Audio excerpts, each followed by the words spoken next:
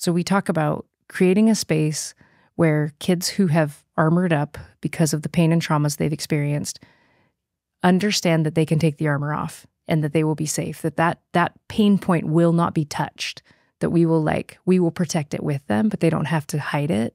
Like if you can create an environment in that demographic where that much love happens, everything changes.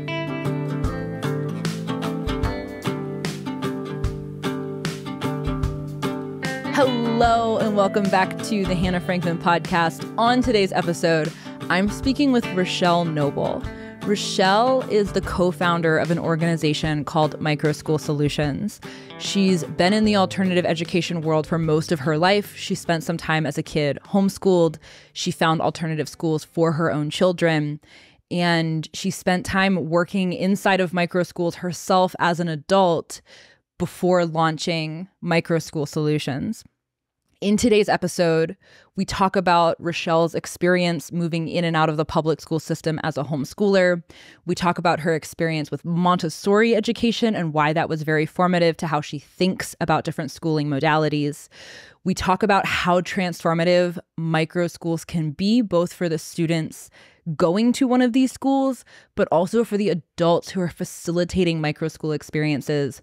And we talk about why Rachelle cared so much about microschools that when she got divorced, she put her entire divorce settlement into launching Microschool Solutions. This was a particularly raw and transparent interview. Rachelle went very deep into her own backstory, a lot of the trials and tribulations that she's encountered along the way. There may have been some tears in this conversation, and I hope that hearing Rachelle's story is helpful and perhaps encouraging to some of you as you're navigating your own journeys inside the world of alternative education, but also the complexities of life and all the challenges that that too can bring. Okay, let's dive in. Maybe let's do this. Give me like the Cliff's Notes version. Like if we were in an elevator and you had to get me from like beginning of the Rachelle story all the way through to how you ended up sitting here right now. Give me that version, okay. And then we will dig into all of the specific components of this because there are a lot of them as we go. Born in San Francisco, 1975. My dad was going to dental school. I was the fourth of ultimately 6 kids. My parents lived in San Francisco, kind of right in the city. And I was born in California when my dad was in Arizona to take his dental boards. And so I was 3 weeks old when I became an Arizonan. So I'm not born and raised in Arizona because I was born somewhere else, but then moved to a tiny town called Sholo in the mountains of rural Arizona. At 2nd grade, my mom decided she was going to homeschool her 5 school-age children. And so I was homeschooled from 2nd to the middle of 6th.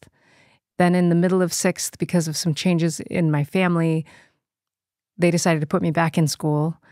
Total tomboy, homeschooled when nobody'd heard of it. Middle of the year, skip me a grade. Do a semester of 7th grade. So I'm now in my brother's grade because I have a brother that's just older than me. And then a month into 8th grade, they're like, you're going to be too young when you graduate. And he was struggling in school. So they're like, you're going to do 8th grade twice. So there's that. Went to high school, played 3 sports, volleyball, basketball, track and field. Cared a lot about track and field. Decided I wanted to be a thrower. I was really tiny for that. And part of it, I think, was at one point I said I wanted to be a thrower. And my dad and my brother were like, you're too small to be a thrower. And I was like, we'll see. So went my freshman year to Columbia University, broke some records, loved it, loved New York City. It was like the first time in my life I ever felt at home was in New York City, and really cared about my athletic career. In our family, athletics were that was like currency. So I left, got engaged in my middle of my freshman year to the guy that had been my high school track coach. transferred to a community college in Tucson, Arizona, and then broke off the engagement and sent out letters to be recruited and ended up at UCLA on their track team. Was the only person to ever qualify for nationals in all 4 throwing events, and broke the Pac-10 hammer record 25 years ago next month in Austin. Right at the end of, my coach, 2 months before I graduated, propositioned me. I was incredibly codependent, and it was like God, my coach. And in his initial proposition, my brain was like, this might be too deep for the shortened version. Anyway, it impacted me. I started throwing up. I threw up for the next 2 months. Lost 20 pounds that I had spent 8 years trying to gain because I was small for what I did. And so I was constantly trying to gain weight. And the day after my national championship meet, I was sitting in church and the message, "Go on a mission," came into my head. And 5 months later, I was in Latvia as a Mormon missionary. And maybe I didn't mention I was Mormon. All of this was under the lens of being in a Mormon family. Came home, started teaching. I graduated in history, didn't have a teaching certificate because UCLA didn't have an undergrad education program. And in Arizona at the time, charter school teachers didn't have to have a certification. So I called my mom. I was like, "Do you know any charter school principals that might be hiring?" Started teaching math, and was 26, I was pretty sure I was never going to find a Mormon guy that wanted me. I wasn't kind of typical, and got married when I was 28. Super fantastic guy. We had 3 kids pretty quickly.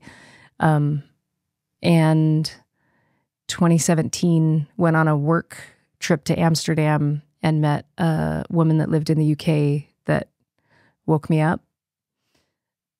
I'll back up. 3 different points in my senior year of high school, college, and right after my mission had situations where I felt attraction to women. Told my husband before we got married that was the case, and went dormant for like 13 years. In fall of 2018, I was walking down the street minding my own business, and a woman told me that her child was going to a school in a home of a guy that I knew. And I was like, "What are you talking about?" So it was the founder of Prenda, and I was friends with his wife, and I called him and he didn't answer. I called her, and she was still not super happy that he had didn't have a real job and had put a school in her house. And then I called him, and in that conversation, I was introduced to microschools, and it blew my mind. It was like, at that point, my kids were all in Montessori school. I had been homeschooled. And I had taught, and it brought together like all the pieces of what I thought needed to happen in school. At the time, Prenda had 3 microschools, and I went and visited all of them, and then walked into his house and said, "I have to work for you." And so didn't know what I was going to do. I said, "I'll tell people about it." And so I ended up being in charge of the growth of Prenda in Arizona. And then I was in charge of, so all through this time, I'm like working in a startup, have 3 kids, the pandemic hits, and I'm in this wrestle about whether or not I can stay married and Mormon, because I am getting to a place where I can no longer ignore, reject, deny the feelings I was having. And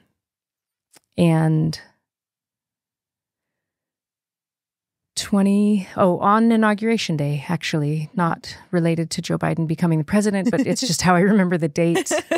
I told my husband that I needed to end our marriage. I couldn't use the word divorce for like 6 months because in my mind, it was a word that represents something really ugly, and I knew we wouldn't do it in an ugly way. We had been talking about what I was feeling for a couple of years. I was always very transparent. I had ended up kind of in an emotional relationship with a woman that taught me a lot about what was possible in relationship.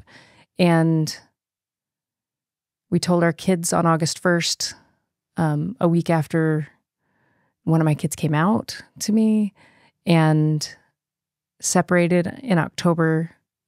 We did nesting, which some people have heard of and some haven't. It's where kids stay in the same house and parents move. So we did that for 2 years. And my oldest decided not to finish high school. He just finished his GED last week. I have a junior and a freshman, girls that love music, theater, and music. My youngest hates school. We'll see what happens.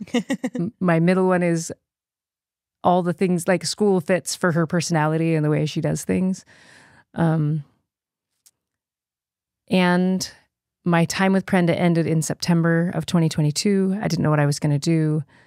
And on February 1st, I decided to start. I had a divorce settlement because of some land that we'd owned. And I decided to invest my divorce settlement and start a company to help people who had their own vision of what they wanted for a microschool, and brought on some of my former Prenda coworkers, and here we are. I mean, there's other, but that's... That was a great elevator ride. I loved it. It's kind of long. We're in a big building, it's fine. There were some stops along the way, and I was glad because that meant we got to get to the end of the story. There's so much here. This is so great. So this was February of 2023. So it's been a year and a month that you've been doing this. Yeah. Let's start with the company. Okay. What is Microschool Solutions? Microschool Solutions is a group of people who have all operated microschools and just are deeply, deeply invested in that way of doing school, because we use the word magic all the time. Like, we talk about the magic of microschools and maximizing the potential for magic and all of that kind of, because we've seen, when you have a situation where, and I've seen it like not a couple times, but many, many times, when there's a kid that like won't get out of the car going to school, and all of a sudden they don't want to not go to school on the weekends, and they don't want to go home because they're happy. Like, we decided that there are a lot of people out there that have a vision but don't know how to do all the pieces, and we wanted to give them all the tools they need to like start a microschool. Why such a strong passion about microschools? You clearly feel really deeply about it. To the point, the fact that you first discovered Prenda and your immediate instinct was, I have to be a part of this. Why is this something you care so much about? The root reason goes back to part of my story. And it's, I, in the last 2 years, have finally found self-love. Like, I love myself finally. I look in the mirror and see somebody that I like love. I'll even say that sometimes, which is really cheesy. Like, I'll walk by the mirror and I was like, I love you. And it's like, it's such a different version of what I saw in the mirror for decades. And so for me, my greatest passion is that people feel who they are and they feel the love for themselves that they deserve. And I think it's really hard to come by in our world. And I have found that microschools are a place to help adults figure out who they are and free themselves. And when they do that, then the kids that they're serving get to be free too. And so it's just like a way, it's a really incredible, the education of a child is like, that's the foundation of everything that they become as a human. And so many, like the vast majority of kids have pain or even trauma in their education environment. They armor up. I'm a huge Brene Brown fan. So they armor up and then they don't show up as the person they are. Mm-hmm. And then they need therapy as adults. And it's like, what if we went back and said, okay, let's do this thing so you get to actually be who you are and step into adulthood at the place where I was at 46, saying, I know who I am. I know what value I bring to the world. I love who I am. And like, then they can change the world right out of high school or in junior high. And this has become the coolest vehicle to me to sort of like help people become who they are. I saw this tweet pop up on my timeline yesterday, I think, that's very connected to this. I think I saw this last night right after I came home from having met you and had a long conversation about your story. I didn't realize at the time it was connected. David Perel, who's a internet writer, he teaches a writing course called Rite of Passage. I think he retweeted an old tweet of his because I'd seen this before. But he said, so this is going to be a butchered paraphrase, but something along the lines of, I'm watching a lot of people around me whose careers are really blowing up. And the common thread among all of them is that they finally stopped trying to be something that they're not. And they're completely, like, they're all in on being whatever unique thing it is that they are. And there's such a powerful lesson in that like so often I feel like when we're trying to find our path, we start by emulating, which is what children do too. Mm-hmm. They watch adults and they mimic them, and it's part of how we're hardwired to learn.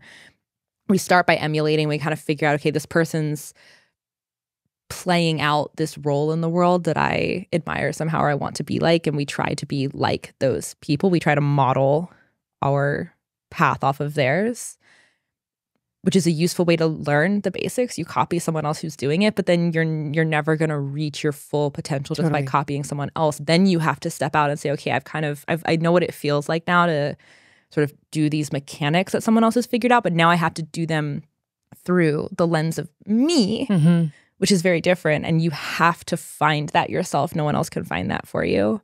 And that's such an important part of the creative process. And it's a very hard place to reach because it's very hard to shed all of the things that other people have told you need to do to be successful, or you've told yourself. You look at all of the, like, I'm a podcaster. I can look at all the other people who are successful podcasters and think, okay, I have to do these exact same things that these people are doing in order to also be successful like they are.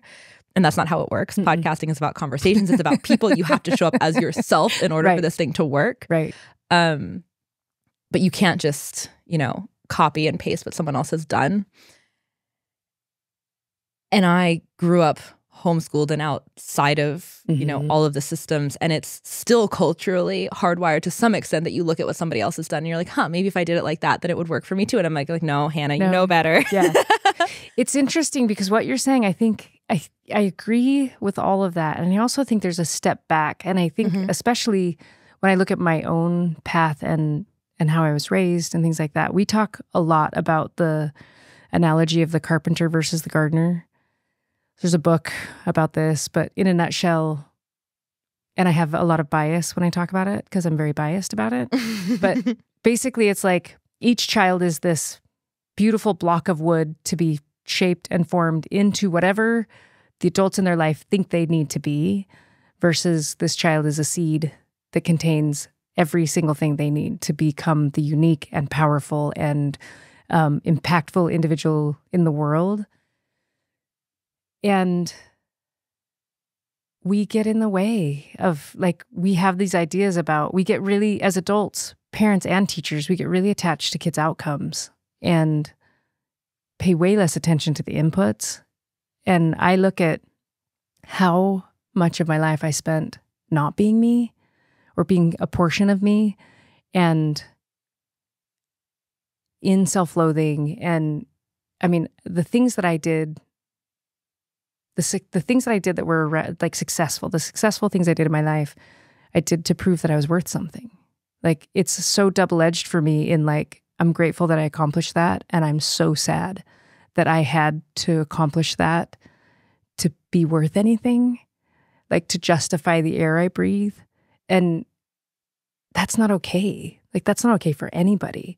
And I think that's where taking people out, kids out of an environment that is basically like, we have traditional education and it's charter, public, private. It looks really similar across the board, unfortunately. There are variations and there are very beautiful variations, but they're really hard to find. And outside of those variations, every kid goes in and we're like, put the kid in, and then we're like, broken kid, broken kid, broken kid. And it's like, no, those kids were whole when they got into that system. They were entirely whole, and we are breaking them systematically. And I'm tired of seeing kids get broken. And I'm tired of seeing kids think they're dumb because adults didn't give them the skills that they needed or the tools they needed for the set of skills that it indicate to them by some arbitrary like standard that they are smart or dumb. And it, like kids with dyslexia, there is evidence there's 1 in 5 kids have dyslexia, and the entire education system is built against them. And I just think about all of these ways that we put hurdles in the way of kids seeing who they are and loving who they are and being who they want to be. And so we have behaviors, we have all these other things that are avoidable if we just give them space to be who they are. You said that working at a micro school can be incredibly healing to an adult. Can we talk about this? Mm-hmm.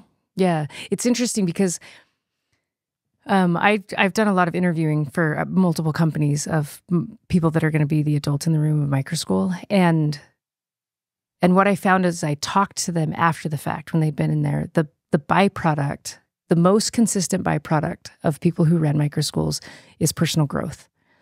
They didn't start a microschool to be like, I want to be a better version of myself. Like, that wasn't why they walked into the microschool in the first place. It was because they had a kid that struggled, or they wanted an income, or they were passionate about this type of education. But when they create an environment that sets kids free, and actually it's in a different order. When they set themselves free, they can then create an environment that sets the students free, and they do become a different version, a more expanded version of themselves when they let go of outcomes. Can you expand on that? Because that's not necessarily intuitive to someone who's been inside of a system that is almost exclusively focused on outcomes for their entire lives in school, and then post-secondary academics, and then the career world. Everything's like, well, have you hit your KPIs? Like, are you, right. How are your outcomes? Can you expand on this? Yeah. I say often that to educators, the percentage of a child's education that you decide to own is the percentage of that child's education that they cannot own. And what I found is, like, I just did some work with a microschool organization in the Phoenix area, and the feeling of the organization's founder was that some of the educators were kind of too traditional in the way they were doing things. And so we did some training with them and said, like, let the kids make decisions. The initial question I asked was, where are you offering autonomy in their experience? And almost everything they said was seating and food, and it was non-academic. And I said, where are you offering autonomy academically? And like, it was Fun Friday, so we let them choose to do math first instead of, or if they got, it was like very, very, very limited autonomy. And so we challenged them to have the kids make the decisions. Like, go in and say, you decide what you're going to do today to this micro school of kids. One of the teachers on the campus was already bought into this. And one was like, I've been in a classroom since I was 18. This is my role. This is what this looks like. And so they were telling me about day one of this group of kids having autonomy. Like, you decide what you do today. And the more traditional educator was like, they colored for a long time. And the other one said, what did they do at 1:00? Like, And I was like, or said, tell her what they did at 1 o'clock. And I was like, what they do at 1 o'clock? And she goes, one of them stopped and said, we should do math. Day one of kids getting to choose what they do, they engaged in math. And it's like, we don't trust kids to make good decisions for themselves. We don't trust kids to make good decisions for themselves. That's what this all boils down to, is given the trust, kids will make good decisions for themselves. And when they don't, it's because of some damage that's been done to them that has to be like managed or addressed somehow. But they will make good decisions for themselves. I don't think I answered your question. So let's go back. Ask me that again. The letting go of outcomes. Mm-hmm. When it ties into this trusting kids, because they can let go of the outcomes if they're no longer responsible for them. If I say, okay, you're 10, and I'm not saying that you walk in and give every kid in every situation full autonomy to do exactly what they want. I'm not saying that at all. The autonomy has to match the child's ability to responsibly be in that space, because it can be just as dangerous to give too much autonomy. Although I would say unschoolers would totally disagree with me on that, potentially. It has to be an appropriate amount of autonomy, but it's way more than we ever give anybody. And when you don't, I mean, think about teaching. Mm-hmm. Like, you have a lot of teachers that listen to this. So much energy is spent trying to control the behaviors of other human beings. That's what teaching is in a lot of ways. It's like, or having your sense of yourself be gauged by your ability to control other people or other people's. You can have a student who is never going to do what you want them to do. And it's possible to go to that student and say, I know you're never going to do this. What can we do? What's the most we can do together that will benefit you? Or we can say, there's something so wrong with that kid. Like, why can't they listen? Why can't I use this as another plant analogy. If we have a house plant that has wilty leaves, we don't walk up to it and say, you're a lazy plant. What is wrong with you? We think to ourselves, what am I not giving you? Like, what is it that I have not done in the nourishment? Do you need more sun? Do you need more water? We will walk up to a kid and say, you're a lazy kid. What is wrong with you? Kids get stuff like that said to them all the time. And the fact that we would say something to a child that we would never say to a plant is insanity. When the question is, what am I not giving you? One of the people I interviewed to run a microschool said to me, behavior is communication. And that was so profound to me. When a child is in a behavior, behaving in a way that is not acceptable to the environment,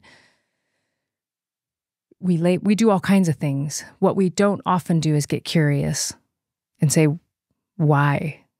Why is this happening to this? Why is this child behaving this way? And there's usually a good reason. I had a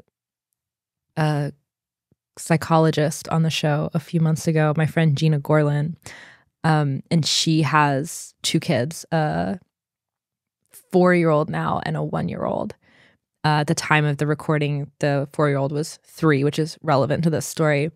And we talked on the show because one of the first times I was ever at her house, she had put the kids down to bed. She had the baby monitor, the adults are sitting downstairs talking, and this strange sound keeps coming over the baby monitor. And she went and looked at it to see what was going on. And her husband's also an educator, so they're both really interested in childhood development. Their kids are in a Montessori school. And they pull up the monitor and they're trying to figure out, because it's dark in the room, but they can kind of see the silhouette of the 3-year-old girl. And she's sitting on the floor reading a book all by herself. She can't read yet, but she's, going through the motions of reading. But instead of turning a page every time she reads it, she rips the page out.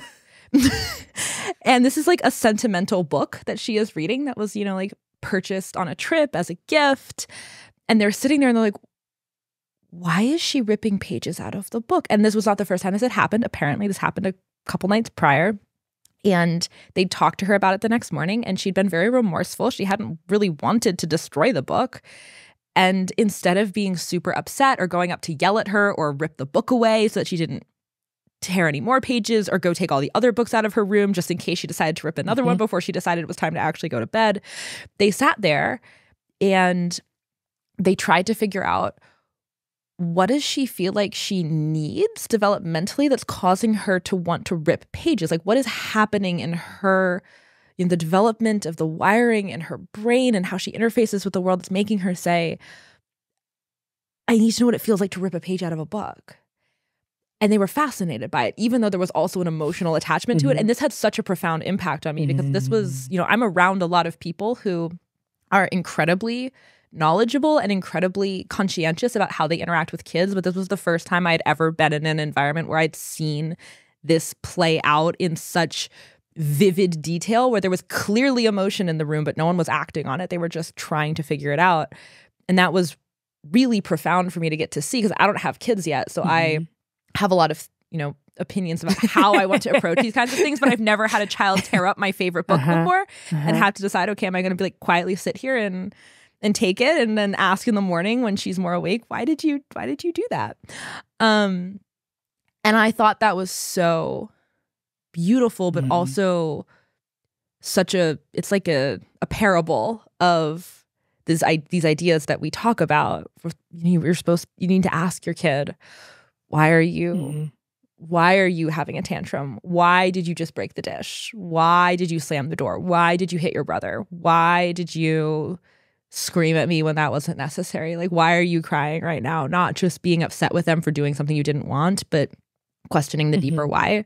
And so I love that this is a core part of how you think about this. Of course, I'm not surprised at all, but I'm glad that we're going there and talking about it because it feels so important. It's the interesting thing about that story is that in that moment, your friends decided that their child was more important than the book. As a parent, I have done things that have indicated that my whatever was more important than my child at times. And what a profound, how profound for them to value their child in that way. And that child, they don't know what that little girl doesn't know what bullet she dodged with a different set of parents, potentially. But it really is about this is kind of it's similar to me when you're a parent of kids. My oldest is 18. He inherited my ADD. My oldest and youngest inherited my ADD. He was wild. He was a wild child. His name is Max. Maybe had I named him Sterling, he would have been less wild. I don't know, but maybe he was just going to be wild. I don't know why I think Sterling is a name for kids that are going to be more chill. But in the grocery store or in a store, in public, when a kid acts up, it's so hard as a parent not to cave to the looks of other adults and behave in a way that is detrimental to our child and appeases a stranger. We do it all the time. And so the roots of this are how what's most important to me. And when you think about, I've talked about this a lot, school board meetings, for example, they never talk about kids. We're not in all of, there's hyperbole in this, but in the education conversations that are happening, particularly in traditional education, kids are never the topic. It's all the other stuff that we inflict on kids, and we say we're doing it for kids, but when you get right down to it, we're not. We're doing it. It has to do with, money. Really, you can almost break everything down to, in some way or another, to money. But the system doesn't create a space for adults to operate in a beautiful way easily.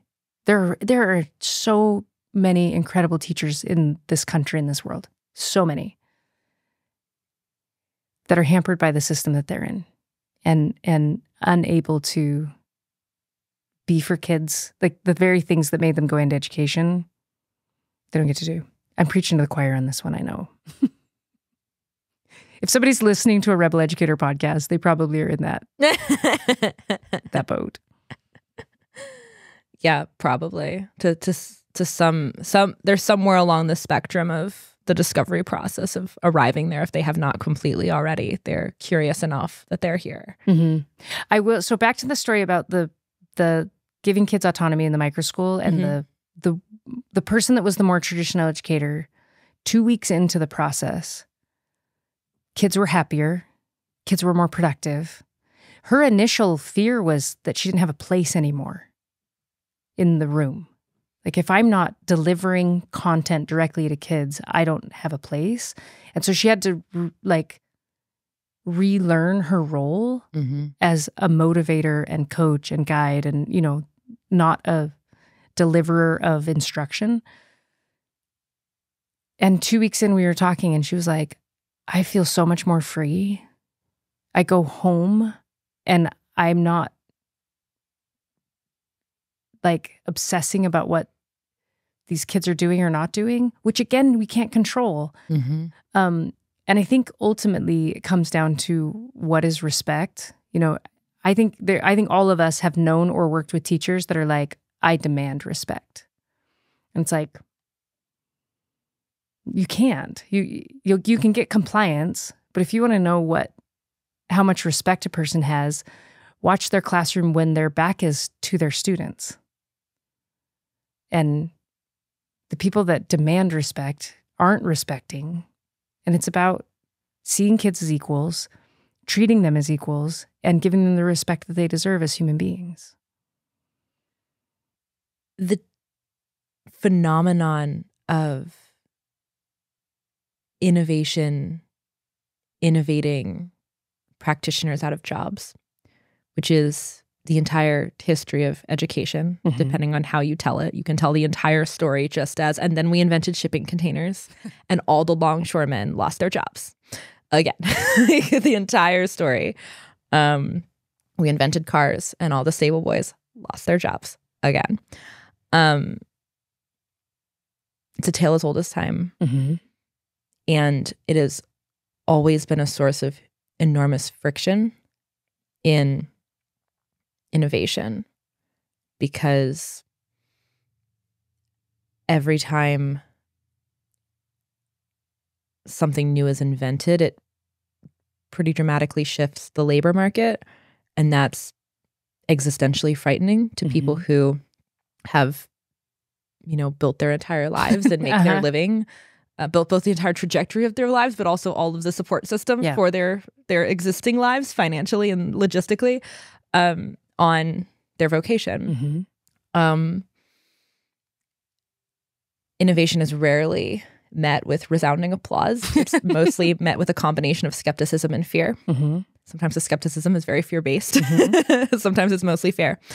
And this is really real in the education conversation, because so many people make their livelihood on the way that the system functions now.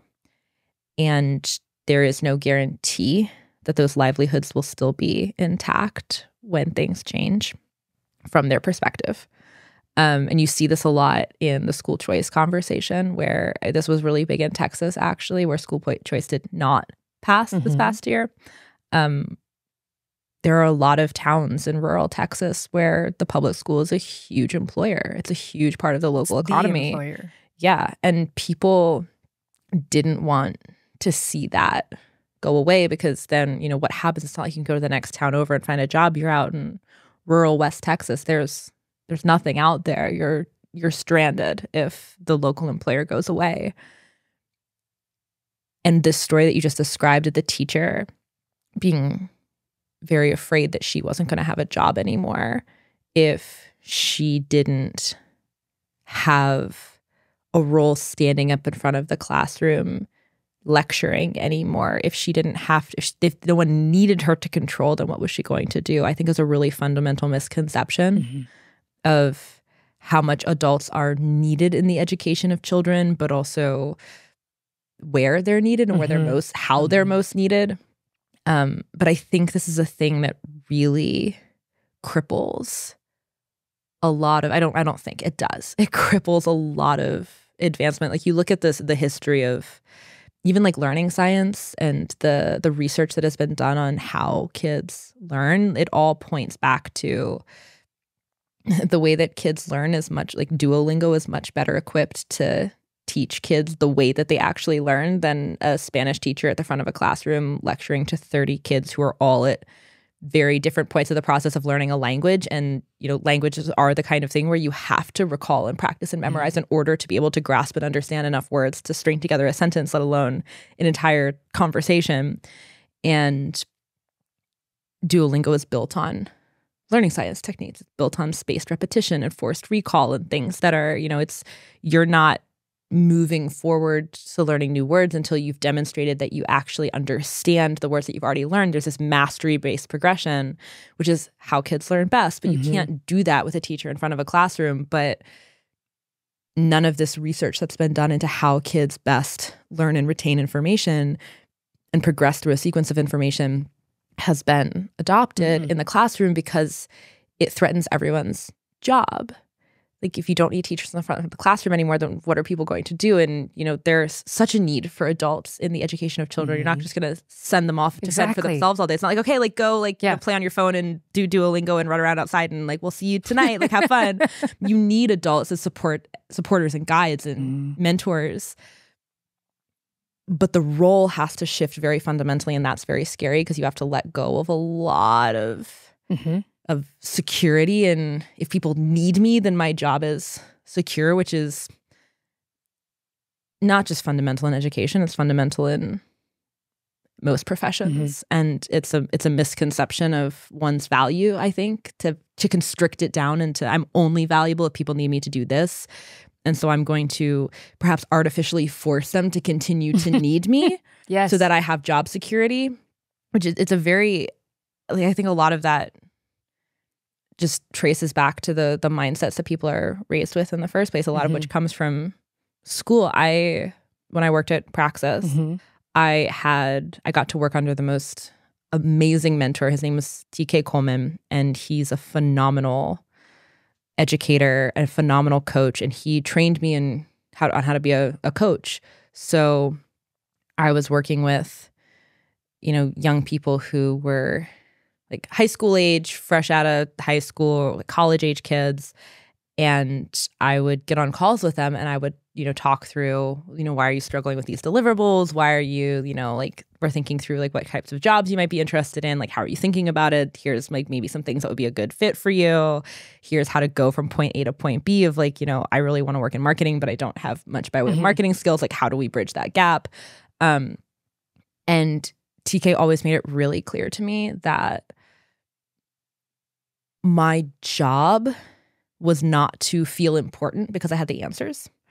And my job was not to set them up with a plan that forced them to continue to need me all the way through the plan. Like my job security did not rest on them needing me again and again. My success was instead being measured by how quickly I could get them to not need me.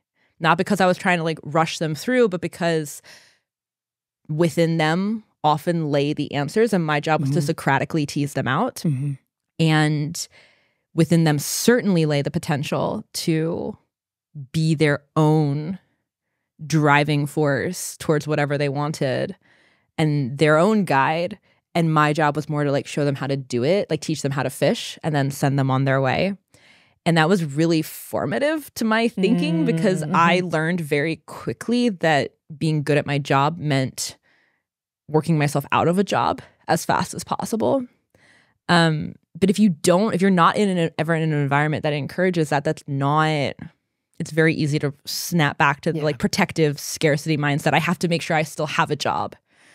How often do you see that in the people that you work with at microschools, and how much is that a thing that you actively have to coach people out of? Almost everybody. But that's not true. Majority of traditional educators. Mm-hmm. We talk about deschooling. You had a tweet about deschooling. That's the term we use, because unschooling is something different. So deschooling we define as, and adults and kids need it. Yeah. It's because kids are trained to wait to be told what happens next. That's what we're training. We're training them not to be proactive, because it's like, I wait till my teacher tells me what to do. And the teachers, yeah. So I would say most people have to do that to some extent or another. What you're talking about happens in parents too. Like we want to be needed as parents.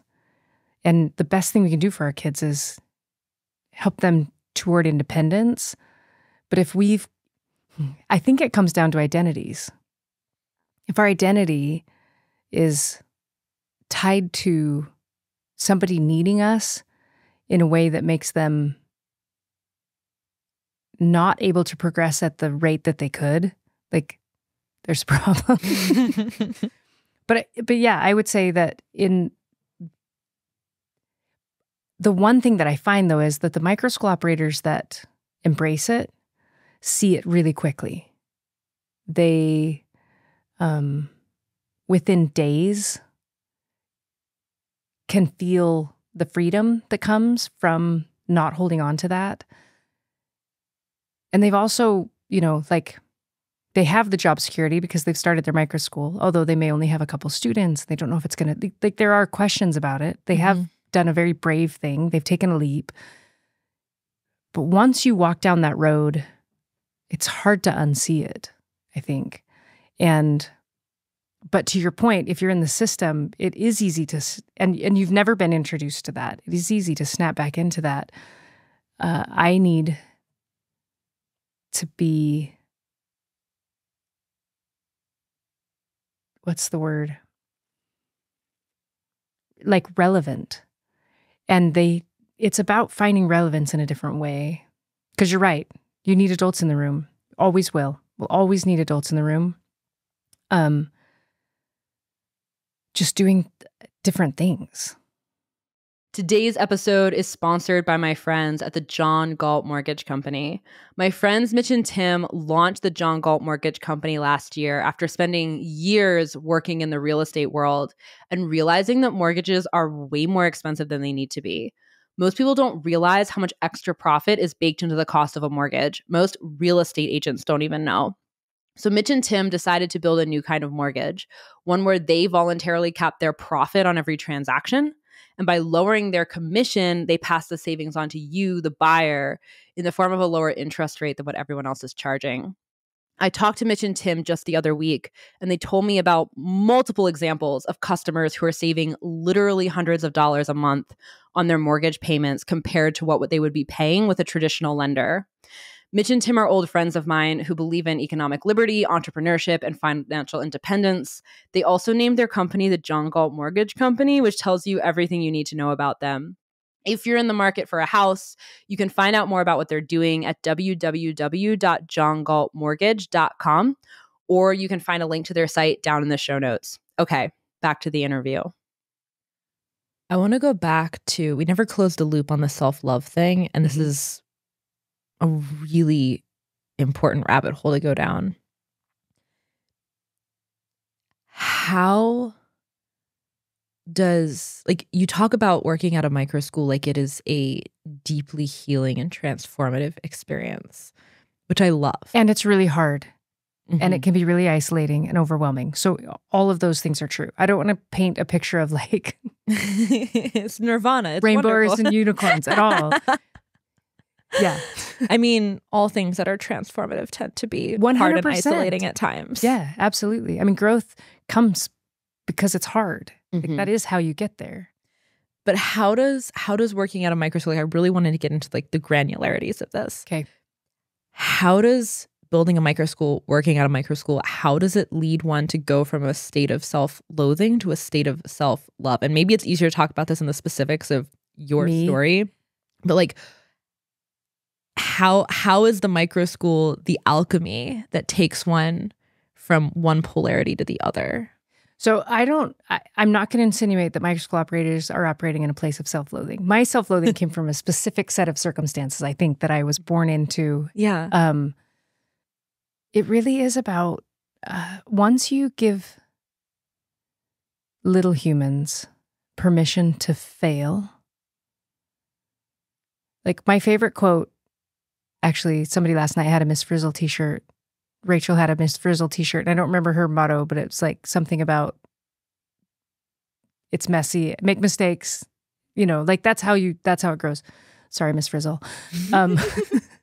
But I've always said the fastest way to succeed is to double your rate of failure. And once a person, I think what happens is a person comes in, they want to be a microschool operator. We talk about what that means. We've sort of like laid out 10 characteristics, mindsets, and skills that are universal in really incredible microschool operators. So we talk as we do like personal assessment with people, and then they start to operate in their microschool. There's a certain amount, if they weren't in this mindset already, like shared power, like children and adults share the power. It's not unidirectional. They're just trusting that what we're telling them is true. And then they start to do it. And once you see that a child having the space to make mistakes, to be who they are, to grow, to be authentic, the adult then can give themselves permission to do the same. And I actually think it has to be reversed, which is even harder. Like the adult needs to show up authentically in order for the kids to do that.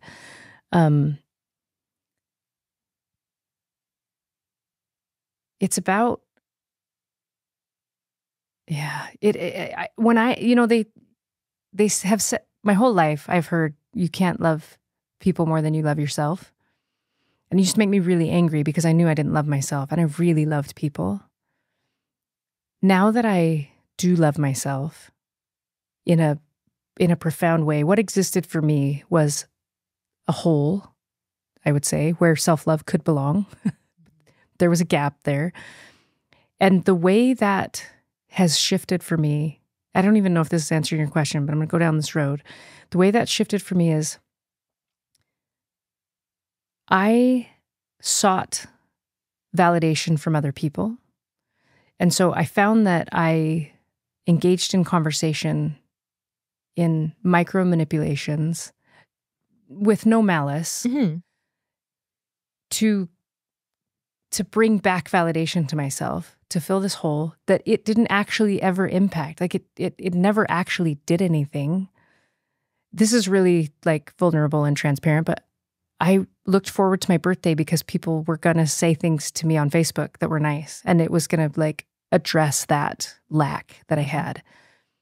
As I have, and the reason I love myself now, I think, and wasn't able to, is I finally accept who I am and fully accepted myself as the person that I am. Any denial of parts of who we are will lead to us not being able to love ourselves because we're not loving parts of ourselves. And we can't love ourselves unless we love our whole self. And what the coolest thing that's happened is I don't need anybody else to tell me what I'm worth anymore. I've got me in that way. And so then I get to reflect back without an agenda. Like I can have a conversation with you without an agenda of needing to steer the conversation in a direction that will validate me. And so then I can focus on you because I don't need you to be focused on me. And when you think about that, an ecosystem that is grounded in that with children, like game-changing. It's totally game-changing for everybody in that place. For a child to be educated by a person that loves themselves is a child to be educated in their own self-love. And then we talk a lot about emotional safety being requisite in microschools because the brain science has told us that a person in survival mode cannot learn. And so, we put kids into environments that are incredibly harmful for them, where they're in survival, especially kids of color, where they're in survival mode all the time. And then we're like, what's wrong with you? And it's like, okay, we've given them an impossible task. So it sounds kind of cheesy to say love is what matters, but it really, when a child is in an emotionally safe environment of love, the byproduct will be academic outcomes. If the academic outcomes are the intention, the child can't be who they are because they're being pushed into something that they may not be, that isn't what they want. I don't know if that makes any sense. It absolutely makes sense. Can we talk a little bit about because I'm really curious about your own experience with this as a child, especially because you were homeschooled for a while. So you were outside of the traditional system, and you, in the initial story that you told, it sounds like going back to school with all of these different things that made you stand out from the crowd. And we all know that kids that stand out are easy targets for the kids who want to take their own insecurities and anger out on someone else. Can I back it up, please? Before, because I don't know that any of what I'm about to say is fact, because it's pre my memory, but it's my sense of it. So I was raised in the Mormon Church. I'm gay, and what I believe is that somewhere around the age of 3, I grew up in an environment that would say it would be better to be dead.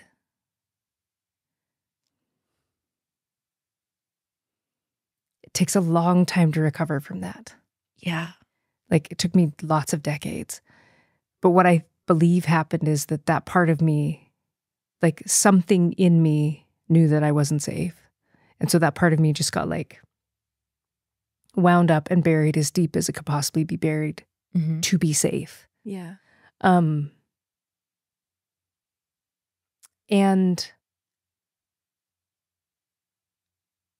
then I didn't have me, you know? And when I came out, so I came out 2 years ago.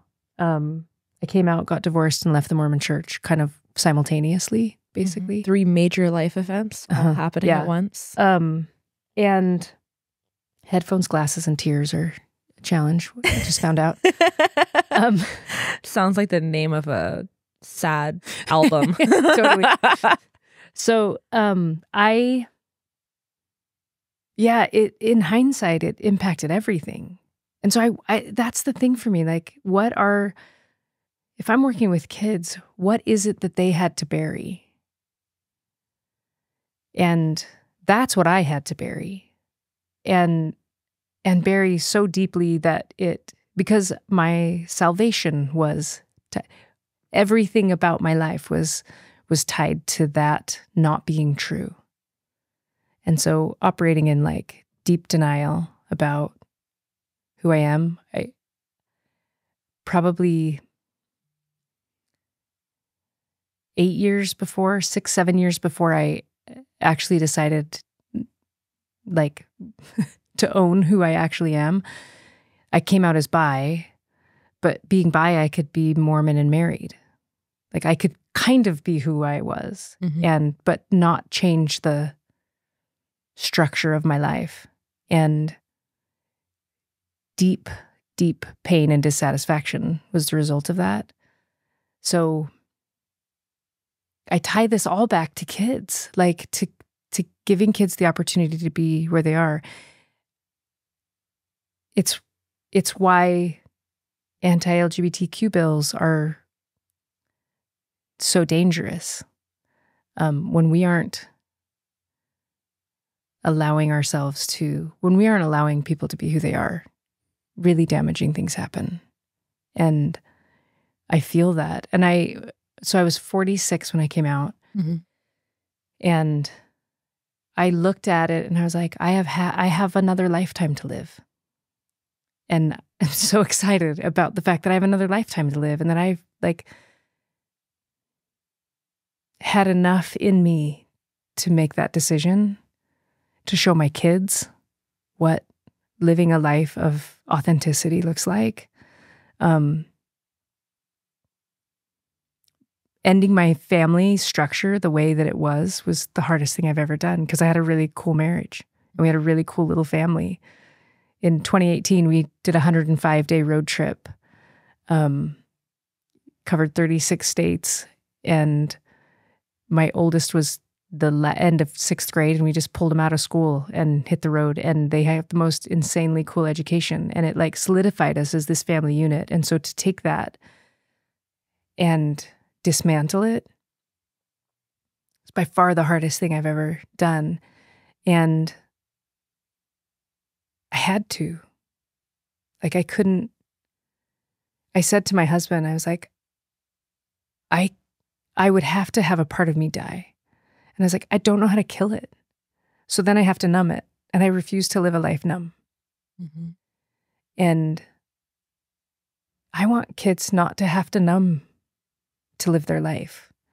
And what happens for kids in their families and in schools, like, requires that of them. Or they're feeling too much and then really bad things happen. How do you draw that back out of kids, especially if they're coming into your microschool or into, whatever environment you're interacting with them in, from a place where they've already learned that there are things that they have to quash in order to fit in or be accepted, whether it's being accepted by the adults in the room or whether it's being accepted by their peers who are being very harsh or bullying towards them, and they just want to have friends, they just want to fit in, and they think that they have to have friends and fit in order to be okay. So they're willing to let parts of themselves wither and die in the back corner of their psyche somehow, somewhere, in order to present like they fit right in so that they're accepted. It's very hard for kids to not pick that up somewhere. The whole world is trying to push them towards, everything in like pop culture is like, you've got to be like this, and this in order to fit in. You have to have these clothes and understand these references and like know all these movies and listen to this music in order to fit in these ways. How do you create an environment, especially for kids who are a little bit older and a little farther along their education journeys and have already internalized some of this stuff? How do you create environments where, beyond just modeling it as the adult, and maybe that is the most important part of this, how do you create environments where kids feel like their true selves could be expressed? Is it as simple as setting up a space where they have autonomy and you're encouraging to them, you're saying yes no matter what it is they want to spend their day doing, and over time they sort of learn, oh, like I am, like what I want is allowed here? Or is there more than that? I think it's more than that, because it's not just what I want, it's what I am is allowed here, and not just allowed, but embraced. I often say that the level of authenticity that an adult shows up in the room is exactly matched. The children in the room have to match that. And so if as an adult I am not my authentic self, they cannot be their authentic self. And authenticity is, it's not like there's a way to grade it. Do you know what I mean? Yeah. Like it really is about antithetical. Am I this? Yeah. Am I this? But kids feel, I think it's two things. I think it's the authenticity of the adult and their willingness to show up. And when I say that, and we talk about one of the traits that we talk about is vulnerability, but it's got to be appropriate vulnerability. I can't be vulnerable with my students in a way that requires them to carry me. That's inappropriate. But I can walk in and say, I'm having a really hard time today, and I will not show up the way I would like to with you. Just know that. Just know that this is coming from outside of you, and I'm here for you in every way that I can be. Like, modeling that kind of vulnerability is really powerful for kids. Modeling being who you are, modeling, and then inviting them. Like, I think what happens is, the other thing I'll say is, we have to see kids as our equal. And I think particularly in the South, that is the shared power conversation is even harder because of like the roots of kids are seen and not heard, and that continues to be part of the culture, I think, in parts of the South. And so this goes against everything adults have been taught in how you manage kids. Like you control kids, you know. And so I realized that this is potentially pushing against a lot for people.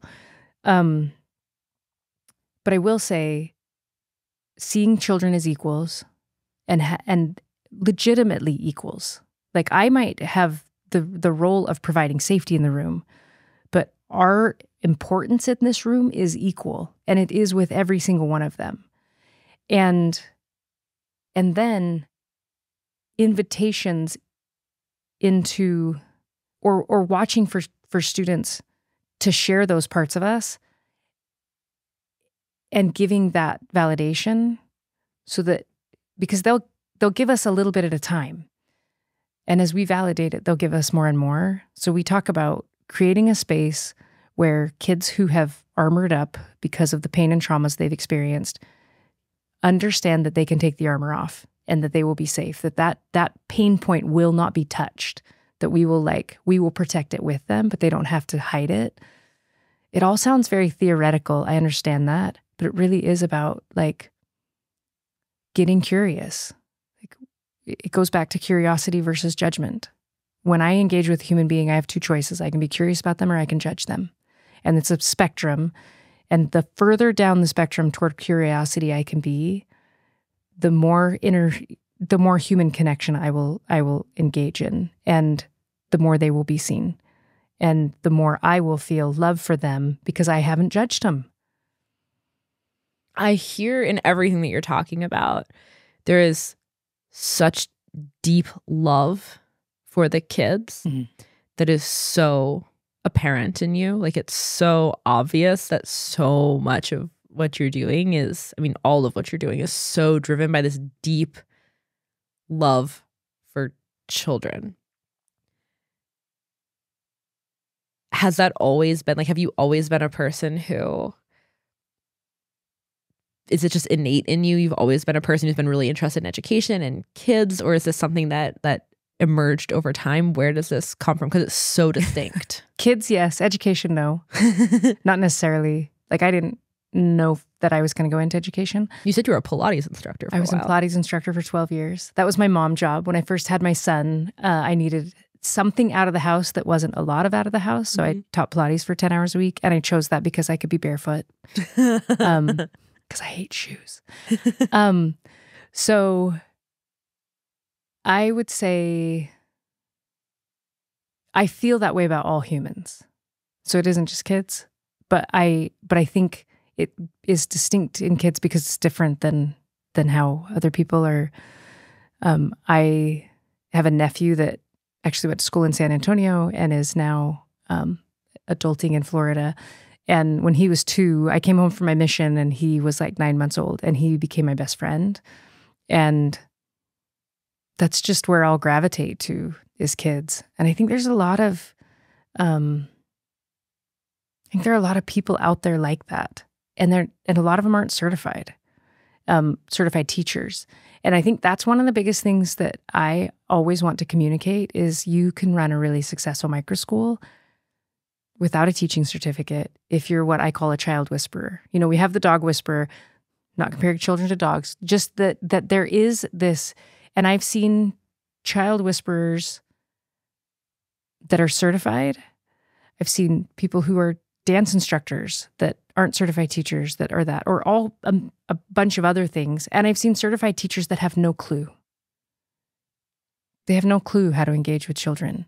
And I think it's about power dynamics. I really think it comes down to a shift in power dynamics. It really is interesting that you can be an expert on the pedagogy and like how to manage a classroom from a logistical standpoint and have no clue how to interface with kids. Mm-hmm. That those things can exist in the same simultaneously. Space. Yeah. Yeah. And that's like, you can function like that. It's crazy. Yeah. Your kids went to Montessori schools? Mm-hmm. So they started out, we actually looked for a house in, my former husband is a contractor. He built houses, and the downturn of 2008, I had my kids in 2005, 6, and 8. And so I had my youngest in December of 2008. So it blew us up financially. We were in really, really good shape financially, and then it all got blown up. We were living in the west side of Phoenix. We decided we wanted to be back in Mesa. We actually chose an elementary school, which is what everyone does, for where we would buy a house. Things were really bad for us financially. I went back to teaching in a charter school. I was teaching math in a high school. And we found a 1,000-square-foot house that we could buy for $52,000. Our payment was $377, our mortgage payment with tax and insurance. But when I had to go back to teaching, my youngest was 2, and every day she would say, "Mommy, don't leave." Like it was because I was a stay-at-home mom doing some Pilates, and it was super, super hard. And I was trying, the way I found Montessori is I was trying to, I miraculously found Montessori through this really crazy turn of events that a person reached out to me. I had found it on the internet. I'd been driving, I had a 45-minute drive with my husband, and we said all the things that we wished were true about education for our kids. And the next day I Googled Montessori, and it was like our list. It was wild. It was the craziest. I had never, I don't even know why I Googled it. And then the next day I had a friend reach out to me, and she had a space in a Montessori preschool. Like all these crazy things happened. Mm-hmm. So I had my older kids in a Montessori preschool. Well, then and I was still staying at home. And then my youngest came around, and they were in school, and I needed to figure out daycare while I was teaching. And so there was a private Montessori like a half mile from my house, and I don't even know how we got there. But anyway, that she was in pre-K, and her older sister was in first grade at this really great elementary school, and my pre-K in Montessori and my first grader in the elementary school were doing the same work. And I was like, huh. So we didn't have much at all, lived in a tiny house, so midway through first grade, I moved my older daughter into Montessori, and then my son at the beginning of third grade. I will say I think we talked about this last night, my one regret, and I think this is important for anybody in any learning model, is that I made my attachment to the learning model more important than paying attention to what my oldest child needed. Mm-hmm. And it wasn't about Montessori. It was about the teacher in the school in some situations. But it aligned with I wanted kids who were independent. I raised my kids to be independent human beings, and Montessori just like fit that. And then when I found the microschool, it fit that as well. So did all 3 of your kids end up going to Montessori, or was they the did. program? Okay. Mm-hmm. So the program, how old did the program that you were at go? It went through 8th. Oh, amazing. So we actually stayed through 6th. And then my oldest wanted to go to a charter school. Mm-hmm. So we did that. And then my middle daughter, and then I found microschools. And so my oldest has never been in a microschool. My 2 other children have. The most important thing for my oldest in her microschool experience was and I had a lot of mom shame because I'm a math teacher. She was way behind in math. And beginning of 8th grade, we were using Khan Academy and said, "Where do you want to be at the end of 8th grade?" And she's like, "I want to be done with 8th grade." And it was going to be 3 courses. Mm-hmm. And she's like, "I'll do 10% a week." And the normal was 4. And she just did that. And she now is a junior that functions in math. And I watched her see herself as dumb less and less and less. So that was a really powerful experience for me. For my other daughter, she was a 5th grader in a microschool, and she was a bully, it turned out. And like kindness. If I wasn't wearing a microschool t-shirt, I would be wearing a t-shirt that says "Be kind." Those were my 2 choices this morning. It is like the biggest thing to me. And so to realize that your child is like pretty significantly bullying other kids, but the microschool exposed it, which I was super, super grateful for. In a traditional environment, I don't think I would have ever known, because she's very sweet. Mm-hmm. And the pandemic hit. It's a long story, but the beginning of that summer, I walk into her room and she has this magnet board and she had 4 pieces of paper magneted on. And one said, do con every day. One said, do Lexia every day. And one said, be kind. And I was like, okay, we're going to be okay. So microschools give different kids different things depending on what they need. And that's what I think is so beautiful. And we always talk about the fact that one size does not fit all. And I agree with that. Mm-hmm. What I love about the microschool movement is if we can get enough microschools, then there will be a microschool that fits every kid. It isn't that the movement could be one size fits all, because every kid can have their needs met in a microschool that is unique and different than the things around it. I want to talk about the bullying thing a little bit, if you're comfortable going there, because that's really interesting and that's a tough thing to figure out how to navigate. No parent imagines that their kid is going to be the bully.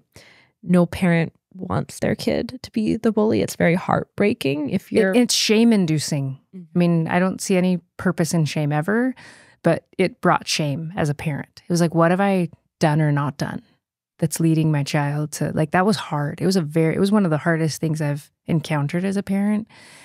The interesting thing was, okay, so she's in her microschool. The hardest part of it was, she said, when we addressed it, so when the microschool guide tells me this is what's going on, I have pretty open dialogue with all my kids, and we started talking about it, and she's like, it's just who I am. I was like, wow, where do you go with that? I'm just a bully. It's just who I am. She was 5th grade. Especially if authenticity is something that you really value. 100%. Yeah. I was just like, whoa. So I was at her microschool one day to pick her up. She was talking to her guide. Turns out that, and I didn't realize the extent of the bullying. And I don't think the guide realized it, because the guide had 2 daughters in her class as well. And so they weren't sharing everything that was going on. There was physical bullying. There was emotional bullying. There was a girl that was had special needs that was bullied in this time. I mean, it was like everything you don't want. It was so insane. And so I'm there to pick her up one day. She has already said to me, this is who I am. And so I was like, if you saw that you need, like, it would be one thing if she was like, I don't know how to change this. It's another thing if it's like, I'm not going to change this. This is part of my identity. And so I went to pick her up, found out some bullying had happened, and I turned to her guide and I said, you and the other kids in this school don't need to be subjected to this. And so I was like, I'm going to take her. She's going to be removed from the microschool for right now. So we created a plan for her to come back and like slowly come back after missing a couple days. And her first day back, she goes up to the other girls and says, and it was interesting because she was the youngest, or one of the youngest in the class. She'd like become the alpha of the class. And she goes up to these girls and she's like, did you miss me? And they're like, yeah. She's like, well, I didn't miss you. And I was like, so it was like, okay, not going back to the microschool again. The pandemic hit the next week. Well, spring break hit, and then the week after spring break was the pandemic. And so, so she never ended up going back to her microschool. And we would just talk. I don't even actually know what like happened inside of her. That's actually an interesting question that I'll ask her now. But there wasn't any indicator of change until I saw that piece of paper on that magnet board that said, be kind. And that moment I was like, okay, there's hope. And now she's a freshman, but when she was a 7th and 8th grader, I would get messages from teachers saying, I'm so grateful for how she interacts with kids that like don't normally that aren't seen in her classes. And so the shift has been pretty complete. But again, without the size of the microschool and understanding what was happening, I don't know what would have happened, because had we not like started talking about it, I have no idea where it would have gone. Wow. What types of conversations did you have with her? If her response is, this is just who I am, and you value authenticity, how do you dialogue with a child who is consistently being unkind when kindness is a value that you hold as a parent and as a family, but also is like a pretty objective, like virtuous thing to be? It's not like, you know, well, our family value is kindness. Like most people value kindness. Right. Most people would agree it's good to be kind. How did you approach dialoguing with her about it? I don't actually like remember specifics. Or what would you tell a If parent I in a had similar to, situation? yeah, I was going to say, if I had to get curiosity. Like, why? Like, what is it that you're gaining? She obviously needed to feel power over somebody. And she's the youngest child. Like, I really think it all comes back to curiosity of, because once we, and I'm not going to say that I did this great. Like, I don't remember, and I'm sure that I made mistakes along the way. If I were giving advice about it from this side of that, not condemning is super hard when somebody says, I'm a bully. Like, not condemning and being curious, I think are probably, the thing about this is, and again, if we're attached to outcomes, it's almost impossible to go into a space with curiosity, because if we're attached to the outcomes, we have to drive to the outcome, which means we have to push a certain direction. Curiosity is the opposite of pushing a certain direction. And so it's terrifying as a parent to, and I have other examples of my kids doing things that I did not want them to do at all, but recognized from my own childhood. Like, I don't know that there are very many people that want to be told what to do. I think it's a pretty human thing to not to be told what to do. My son started drinking at like 16, and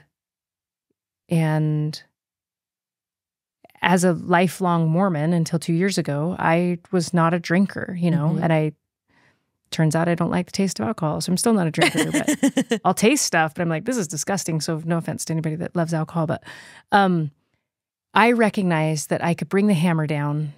And he and I had a really close relationship, and he told me kind of everything that was going on in his life. And I realized that I could bring the hammer down and create the facade of controlling his behavior. But I believed that he would still do whatever he was going to do, because it's not like I was going to have him all the time. And so I very intentionally just kept talking, because I was like, if we lose if we're not a voice in his life anymore, like, that's the one thing we can be right now. So if we say, here's how this is going to go, like I said, I can't control another human being's behavior. And as much as we want to as parents, and as much as, like, yes, you can. You lock them in their room, you take away their car, yes, all those things can happen. But it just splinters the relationship more and more and more. And it's like, at what cost? And now I have an 18-year-old who is pretty responsible with all of the things that he does, most of the things that he does. But particularly around that stuff, I see a responsibility in him. And I maybe just got lucky. I do believe that continuing to have dialogue, knowing what was happening in his life, gave him a way to learn how to be responsible and not fight against it. I'm assuming this is be a very unpopular version of how parents see they should do this, but I'm grateful that we went that way because of the relationship I have with him now.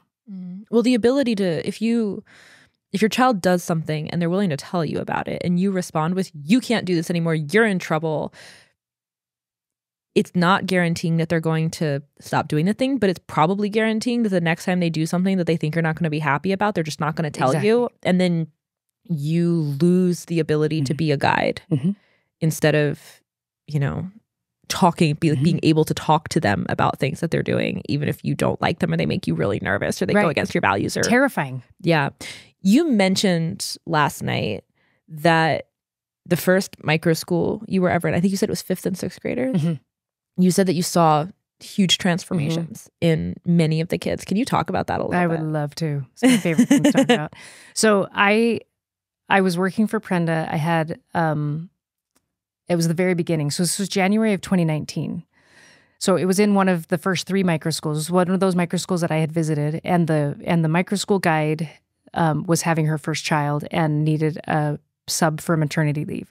So this all happened in a 6-week period of time, which is crazy. But it also, this experience is what put me on the path of like, microschools can change lives. Like there is the potential. They won't always. It all depends on, like, the efficacy of the adult in the room is what will determine that, period. Like you could have a microschool with an adult that doesn't operate in a way that is supportive of children in this way, and it won't change lives. Or might change them for the worse. So I'm not saying that that's, so it's really critical, the skill set of the adults in the room and their attitude toward the kids. But there are 4 kids I want to talk about. The first one, his name's Mo. He's now a sophomore. He was a 5th grader. I talk about him a lot. I got to the microschool and everybody was at or above grade level. Again, they were using Khan Academy, and they were using No Red Ink as their English tool. So everybody was on or above grade level in Khan Academy, except Mo was a 5th grader. So it's beginning of 2nd semester, 5th grade. He was at 30% of 3rd grade in math, and he thought he was dumb. And he was the kind of kid that is like both cool and kind all the time. He was a vegan, just like very cool and very kind, which doesn't happen in 5th grade boys all the time.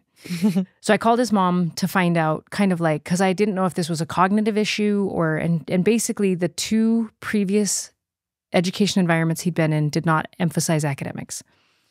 So I said to him, Mo, this isn't about your brain. The adults in your life have not given you the tools to have this specific set of skills. We had that conversation. I don't know if those are the exact words, but that was the message. And he believed me for some reason. I have no idea why. Again, I think there was a trust that, like a pretty innate trust that showed up. He started taking his laptop home at night and on the weekends, and he did Khan Academy in his spare time. And every time he'd come in and be like, I got 2%, I got 1%, and by the time he was done with 5th grade, he was well into 4th grade math. So he covered a course in that semester.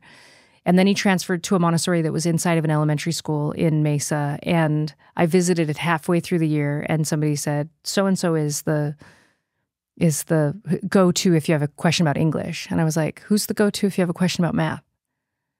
And they said Mo.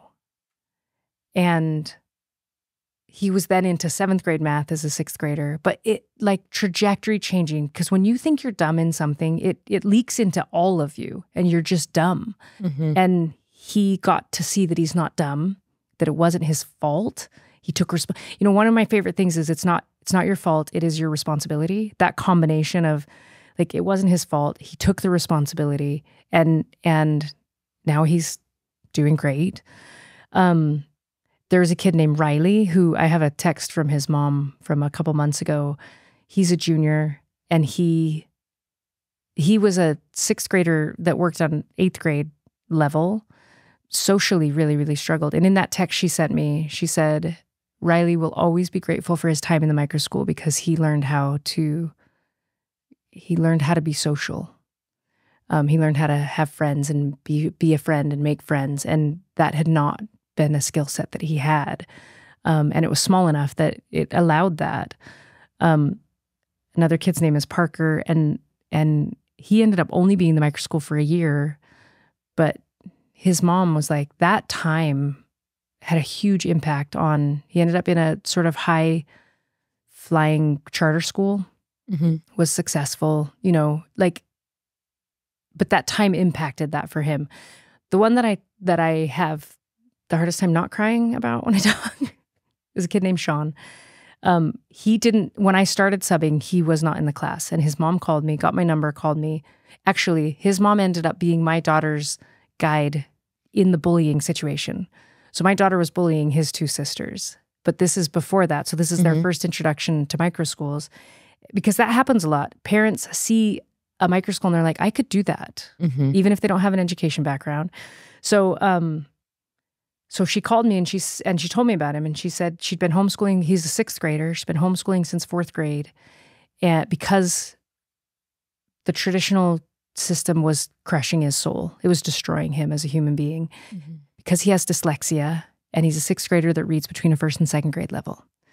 So she said, what do you think? And I said, don't enroll him yet. We didn't have a K2 curriculum, so I had no idea if we could. I said, just bring him and we will see over time if that's going to work. So I talked to him kind of day one and about his reading and dyslexia, and I asked him for permission to have a conversation with the class. And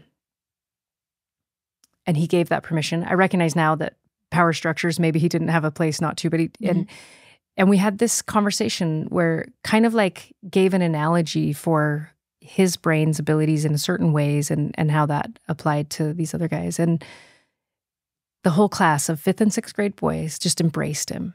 And his first day, he got picked up at the end of the first week, and he got in the car and he said, Mom, they like me. That's trajectory changing.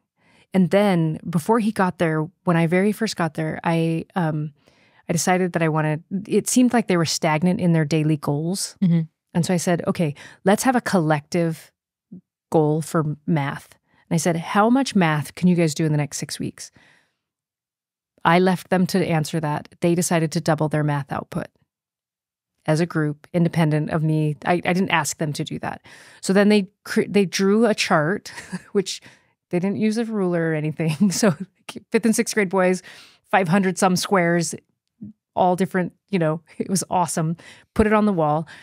And the thing that we associated with that was whenever anyone got a % in Khan Academy, each of them had chosen how we were going to celebrate them. So one of the kids in the class, whenever we said, he would go, I got a %, the whole class would go, dude, like in unison. And another one's, it took me so long to learn it. It was his house. His mom wanted a microschool, but wasn't going to be able to teach it. So found somebody to teach it. So it was at his house. And his was, skarrat-a-doo. Like all of us would say that. And they would walk up and they would fill in a square and there was such a beautiful support in that. But the best part of it was Riley was a 6th grader doing 8th grade math, contributing to the goal. And Sean was a 6th grader doing 2nd grade math, contributing to the goal. And they were celebrated the same. Like if you can create an environment in that demographic where that much love happens, everything changes. Before we wrap, I want to talk a little bit about what you're doing with Microschool Solutions now, how you're helping people launch schools and how people can work with you. Okay. If people want to start microschools, can they work with you? Absolutely. So we're launching an application for a cohort of people who are ready to start microschools in fall of 24. So we'll launch the application toward the end of March in a couple of weeks, and we'll start the cohort toward the end of April. Anywhere in the world. We just supported a woman who is an Israeli woman in Costa Rica who just started a microschool in January. And so it doesn't have to be in the United States. Most of our people are in the United States. I think the really key pieces are we want to make sure that people, especially in this cohort, are going to successfully open and be sustainable. And so coming in with some idea of where they're going to have it. So when we talk about microschools, we say you need 5 things to start a microschool. You need a vision, you need a space, you need an adult in the room, you need students, and you need what they're learning and how they're learning it, like to really fundamentally break it down. Mm-hmm.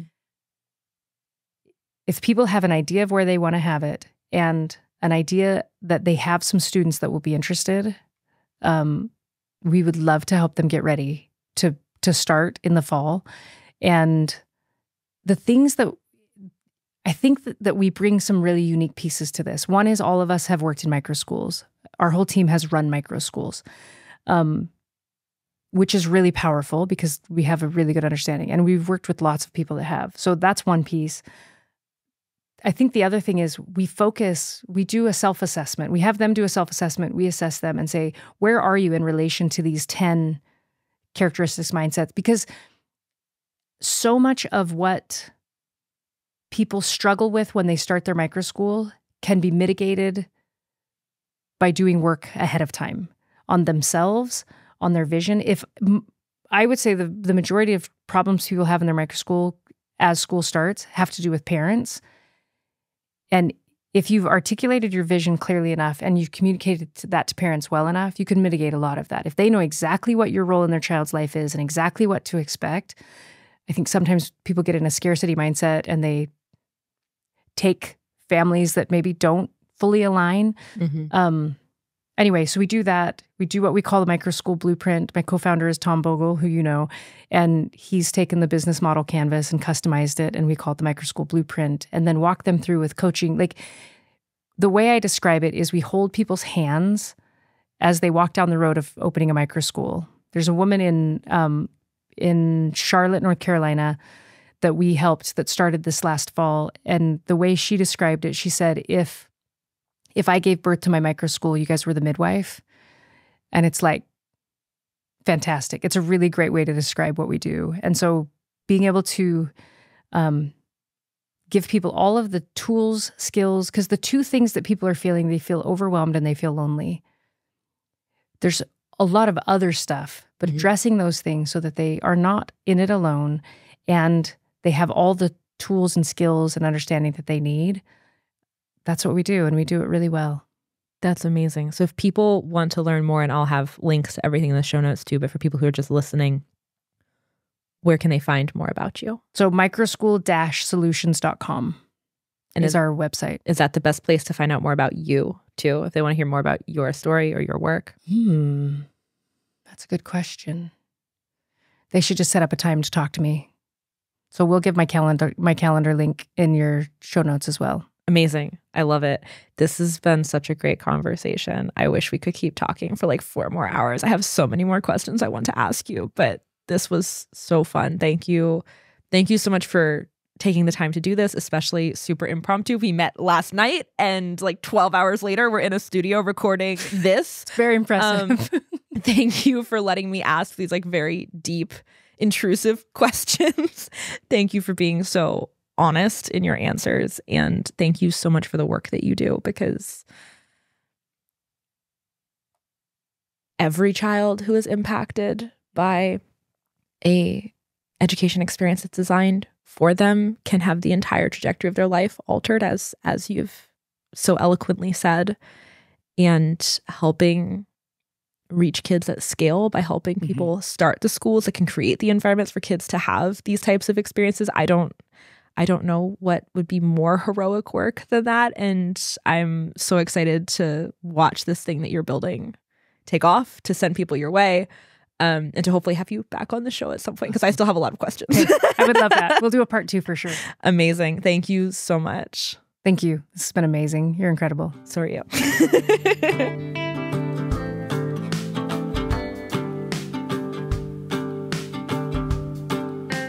All right, my friends, that is a wrap for today. Thank you so much for listening to today's episode. I hope that you found this valuable. Please leave a 5-star rating on Apple or Spotify. Please like the video on YouTube. And please don't forget to subscribe on whatever platform you listen to make sure that you don't miss next week's episode. Thank you so much, friends. I will see you next week.